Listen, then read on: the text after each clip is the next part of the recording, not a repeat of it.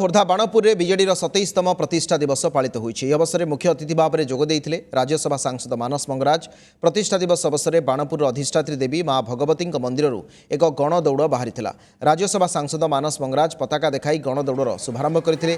मां भगवती पीठरू एही गण दौड़ बाहरी मां टिकिराई मंदिर में शेष होइथिला।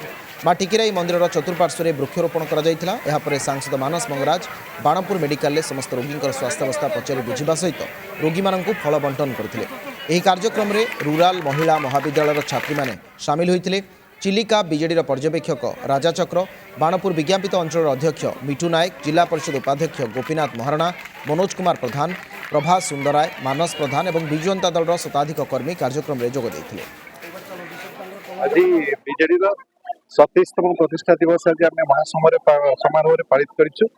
ଆଜି ଆପଣ ଜାଣନ୍ତି ସମଗ୍ର ରାଜ୍ୟରେ ସମଗ୍ର ନିର୍ବାଚନ 147ଟା ନିର୍ବାଚନ ମଣ୍ଡଳୀରେ ଆଜି बीजेडी प्रतिष्ठा दिवस महासमारोह पालित होउछि। आज से उपलक्षे से क्रम आज चिलिका निर्वाचन मंडल में दिवस पालन करा जाउछि।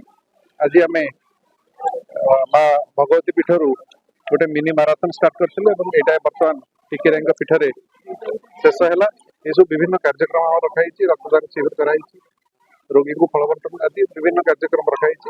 आज समस्ते आप जानते चिलिका निर्वाचन मंडल समस्त साधारण जनता कर्मी कर्मकर्ता आज समस्ते एकाठी होती, छात्र छात्री आम संगे एकाठी होती। समस्त विशेष विशेष धन्यवाद जनाऊँ।